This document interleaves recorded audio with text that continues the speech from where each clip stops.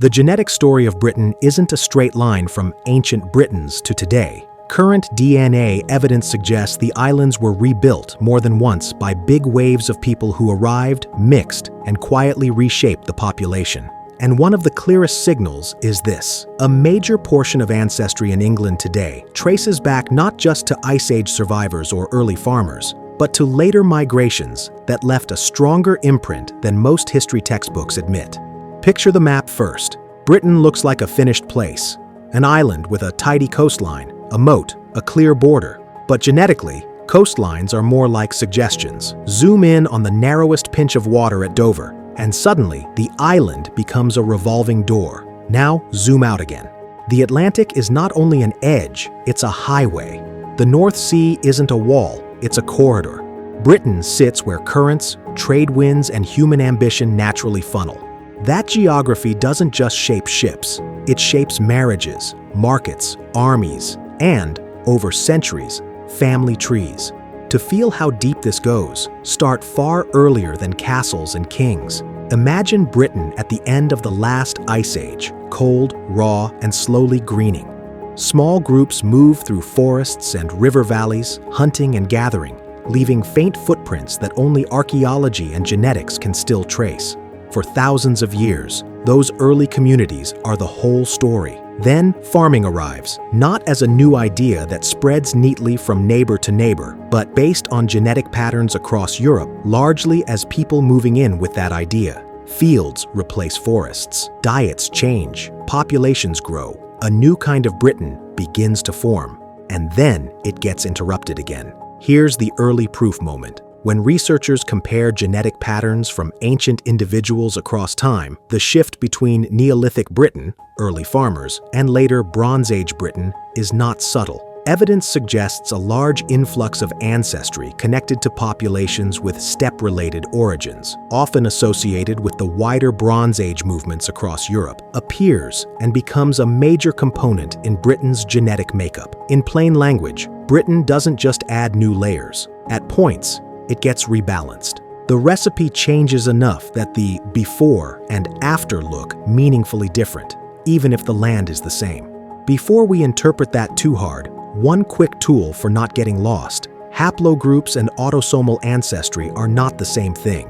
Haplogroups track a single line, like your father's father's father or your mother's mother's mother, while autosomal ancestry is the blended mix from all your ancestors. So, a Y chromosome haplogroup might tell you about one direct paternal thread, but autosomal DNA tells you about the whole tapestry, like comparing one stitched seam to the entire quilt. And there's another caution that matters right after that first big pattern shift: sampling bias.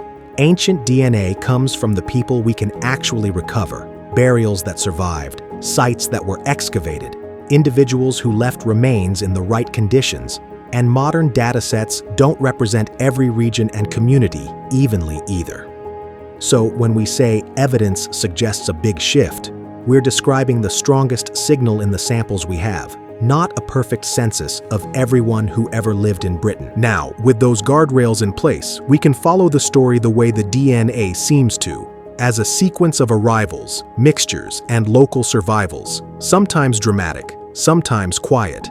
After the farming transition and the Bronze Age reshaping, you get Britain's long Iron Age, with communities linked by trade, rivalries, and shared technologies across the Channel. Even before any empire plants a flag, Britain is already plugged into continental networks. Metals move, ideas move, people move, and every movement creates the possibility of children who belong to two worlds at once.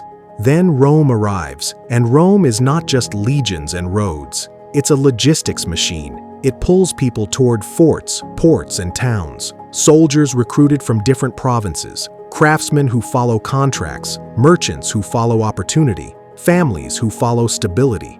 Ancient DNA from Roman-era cemeteries in Britain suggests a mix that can include local lineages alongside individuals with ancestry reflecting other parts of the empire. Not everyone, not everywhere, but enough to reveal a basic truth. Even 2,000 years ago, Britain could already be genetically cosmopolitan in pockets. The island was not sealed, it was scheduled, but then something strange appears.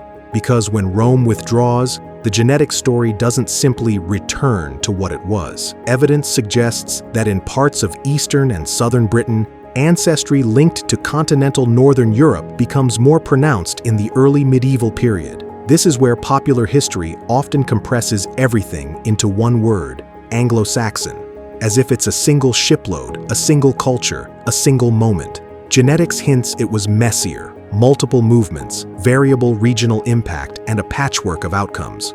In some places, incoming ancestry seems to become a major component. In others, local continuity appears stronger. The result is not a clean replacement or a clean continuity. It's a map with gradients. And gradients are the key. If you could fly over Britain with a genetic heat map, not of who belongs, but of ancestry patterns, England, Scotland, Wales, and Ireland would not light up identically. Western regions, especially Wales, often show signals of longer continuity and somewhat different proportions of later incoming ancestry compared to parts of Eastern England. That doesn't mean pure anything. It means geography matters. Mountains, distance, local marriage networks, these can preserve older patterns even while the lowlands and ports churn more quickly. Britain is one landmass with multiple demographic speeds. Here's where the story shifts. Because after the early medieval migrations, the next waves don't arrive as one single tidal event. They arrive like weather systems. Vikings, for example, don't just raid, they settle, trade, intermarry, and build towns that become magnets. Genetic evidence and historical records together suggest stronger Norse influence in places like Orkney and Shetland, and meaningful Scandinavian-associated signals in parts of northern and eastern Britain. Again, variable, not uniform. The point isn't a scoreboard of ancestry. The point is that the North Sea was an active world, and Britain was part of it. And then the Normans arrive. Here's the irony. Politically, the Norman conquest is a turning point people can name in a single year. Genetically, its footprint is harder to isolate cleanly because Normandy itself was already a blend of earlier French and Scandinavian histories. Because elite conquests don't always translate to massive population replacement. What matters more, over time, is what conquests create. New laws, new land patterns, new towns, new routes of movement. DNA doesn't just respond to battles. It responds to who moves where afterward and who marries whom. This is the detail most people miss. Britain's genetic history isn't only about invasions. It's also about slow-flow migrations you don't put in a dramatic painting. Medieval and early modern Britain is full of them. Workers moving toward growing towns, coastal communities connected by shipping lanes, borderlands where families straddle regions for generations. Then you get identifiable episodes layered on top, communities arriving for trade, refuge, or specialized work. Huguenot refugees in certain towns, Jewish communities with deep roots in later centuries, Irish movement that becomes especially large in the 19th century. Each adds threads, sometimes concentrated, sometimes diffuse, without erasing what came before. If you want a simple mental picture, imagine Britain as a loom. The warp threads, the long vertical strands, are the deeper layers, Ice Age ancestry remnants, early farmers, Bronze Age transformations. The weft threads, woven across, are the later movements that add pattern. Rome's empire network, early medieval migrations, Norse settlements, centuries of trade and urbanization, and more recent global connections. The fabric is one cloth, but the design changes by region, by coastline, by century. And this is where genetics becomes especially powerful. Not as a verdict, but as a kind of time-lapse camera. A surname might tell you about a line. A chronicle might tell you about a king. But DNA, used responsibly, can hint at population-level shifts. When a region becomes more connected, when barriers mattered, when an influx is big enough to tilt the average, it can also reveal something quietly human. Migration isn't an exception, it's the default setting. Of course, modern Britain adds another layer that's both obvious and often misunderstood. Over the last few centuries, especially in the last century, Britain's cities have drawn people from across Europe, the Caribbean, South Asia, Africa, and beyond, through routes shaped by trade, labor, family ties, and historical connections. Genetically, that means many Britons today carry ancestry that links Britain not only to the North Sea and the Channel, but to the world. If ancient Britain was a crossroads, modern Britain is a global junction box. The island didn't become connected recently, it just became connected at a new scale. So what is the strongest mystery hiding inside all of this? It's the tension between the story Britain tells about itself and the story the genomes quietly suggest. Britain is often imagined as ancient continuity, stone circles to parliament, one long heritage.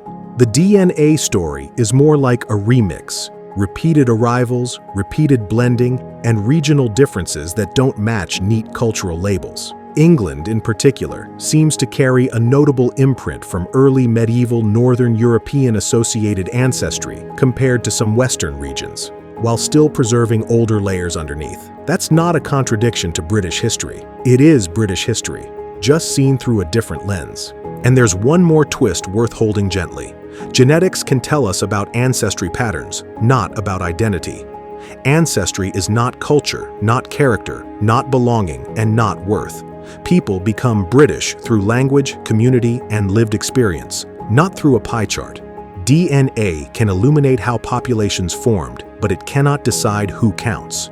It's a flashlight on the past, not a gate on the present. When you step back, Britain's genetic blueprint looks less like a family tree and more like a river system. Tributaries joining, currents splitting, old water still present beneath new flow. Some streams are ancient and stubborn, some arrive suddenly after storms, and the coastline, the place we think of as the boundary, turns out to be where the mixing happens fastest. So here's the question I want to leave you with, and I'd genuinely love your answer in the comments. If you could time travel to one single turning point in Britain's genetic story, the arrival of farming, the Bronze Age reshaping, Rome's empire network, the early medieval migrations, or the Norse settlements, where would you go, and what do you think you'd see happening on the ground? And if you're building your own mental map of history through DNA and migration stories like this, you'll probably enjoy what we're making next.